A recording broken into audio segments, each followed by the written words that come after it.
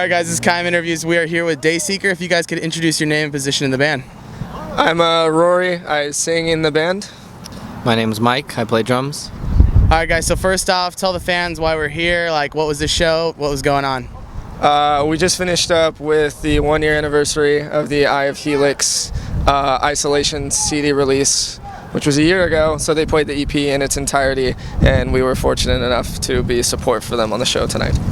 Sick. So for those that don't know, how did you guys get started as a band and collaborate as one unit? Ooh, you want to take this one, Mike? Yeah. Rory and Rory and Alex were in a band called Arms Like Yours. Andrew and myself were in a band called Southern Lights, and those two bands toured together, and that's how we all met each other. We didn't know each other, and we kind of hit it off, became friends, and both our separate bands ended up breaking up, and we ended up forming this band. And we met Gino through just playing music down there in San Diego, and he kind of tried out and jumped on board. So when did the whole signing process come about? Like, where did that all happen? Well, we were originally under management with called Pale Horse Management with Nick Manny. He's a good dude, and he was nice enough to hook us up with a contact with Nick Moore, who's he's the owner of the label In Vogue Records. So it was cool. We had 5 songs recorded for an EP, and we just sent it over to Nick, and he really liked it, and he just asked us if we could do a full length, just write 5 more, and then so we wrote 5 more in a very very rushed fashion. They came out super cool, but yeah, so I guess that's how we got into the process of getting on In Vogue, was just through our earlier management with Pale Horse. It all seriously happened in weeks. Yeah, everything was just bam, bam, bam, bam, bam, record the rest of your album. Yeah. Oh, okay. It was very, really unexpected. I had no idea that it was going to happen that fast. But, I mean, we're really fortunate, though. Have you guys noticed a significant, increase in fans since the signing, or is this just kind of like you said, a little bit too fast for things to catch up? Digitally, yeah. Like the internet, yes. As far as shows go, we've only played since we signed. We've only played, I think, 2 shows. And one was at the House of Blues, and it was a free show with Eye of Helix. And I don't know if the signing had anything to do with that, but that show was insane, the amount of kids there. There was 12. I think they only pack about 1,000 people in there, and the guy who put it on to those 1,200 people there. Granted, it wasn't completely our doing, because there was a lot of really good bands on the show. And but it was a free show. Yeah, and you didn't have to pay anything to get in. And then tonight was the only other show, and we only had a week's notice, maybe a little longer, for this show. Yeah. So it's hard to gauge, but on the internet and stuff, you can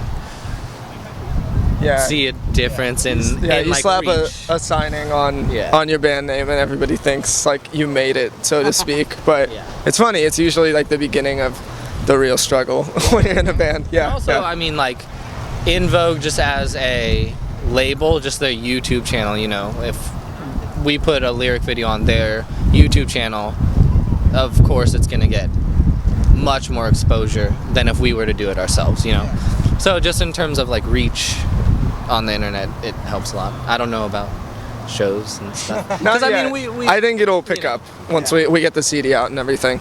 More tours and whatnot too. I've only released 4 songs. 4 songs, yeah. So yeah, what was the difference between recording an EP, I guess, and then extending that full length? Was that a little bit harder? Like you said, it was kind of rushed. Time. It was mostly just that, we were really, when we were writing the first 5, we had so much time because we weren't working under any, deadline. And then, it got a little bit more real when the label, they just want things done by a certain date, which I understand. But, we had only been, working on a couple of rough songs because our plan was just to put out the EP and then to write a full length after that. And I'm glad it happened though. It was a little stressful, but I feel we all got a lot more tight knit, and it was cool to kind of like because we had more room to experiment with other songs, we kind of touched base on a lot of other aspects. Like there's a song on the CD that's like all singing, and then there's a song that's all screaming, and there's like programming with like beats and like piano. Like it's really diverse, and I think I envisioned it as an EP for so long, but then as a full length it came out so cool. Like it just as a whole, the way it flows, it's really fluid. But yeah, I mean it was definitely a little bit more difficult finishing it. Yeah. Because again, we were just under like a month or 2 month time limit. In ink, like your album needs to be done by this date. It's kind of like, oh. And when we had only started writing so much, but I think it was being able to build off of the first 5 too, like do things we didn't do before that we wanted to do more of, or like he said, like a song with only singing, you know, stuff like that, where on an EP you only have 5 tracks, you know, and making one of those tracks like that would be a big chunk of an EP, whereas on a full length we were able to just experiment a lot more and just do things that we wanted to do that we weren't able to do before. Okay, so what did you say the theme of this album is? I know the title is What It Means to Be Defeated. So what is that kind of signifying? Or It kind of, I mean, we didn't want the title to come off like super depressing. Like this whole album is just about what it means to like be crushed. But it was Life. It was just I don't know. Like I really like the aspect of music, at least over the past couple of years, that like I really started liking music mostly because of like lyrical content and what the the music of course, but like I would just really grab onto like a line in a song, and it would like I'd be like in a really depressed state, and it would really help me through it.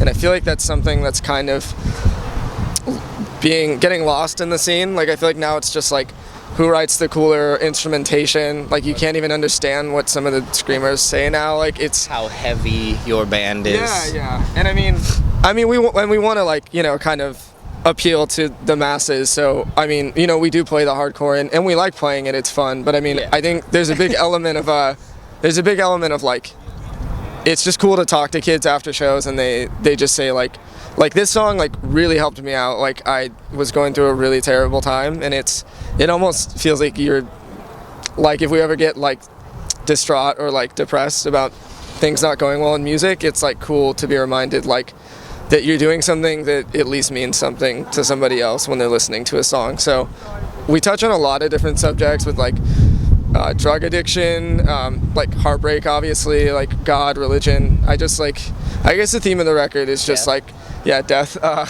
It's just, I guess I just hope like that some people listen to it and find at least like one song that is like somewhat of a catharsis for them if they're going through like a really tough time. So I guess that's, yeah. And like all the stuff that he pointed out that certain songs are about, it's not just about like the bad of those things, because those things can have a negative effect on you. And I think there's always like a beam of positivity or optimism in those situations, kind of, that we want people to see, you know, because there's a lot of negative music, I guess, lyrically, you know, a lot of negativity, a lot of like hate, and I think that's something we've strived to stray from. Like we're not Strive to stray. Band name. Yeah. Strive to stray from the path. copyright. Yeah. No, it's just positivity, I guess, in negative situations. Could be a theme. Fair enough. Yeah, totally. Right? That sounds good. All right, lastly, guys, what's next after this show? I know you guys have a CD release show coming up. Just talk a little bit about that. Yeah, November 13th, it is a Wednesday evening.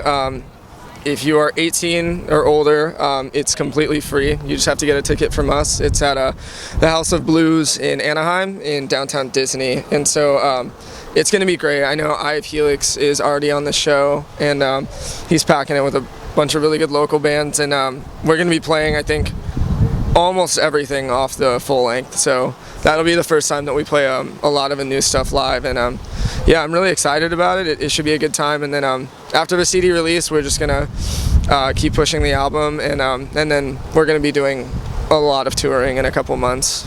So hopefully kids in other areas will get to see us besides Orange County. Yeah. For sure. All right, guys. Well, that is Dayseeker. Thank you for having us. Thank you, man. And that is and that is Keim Interviews. Take it easy. All these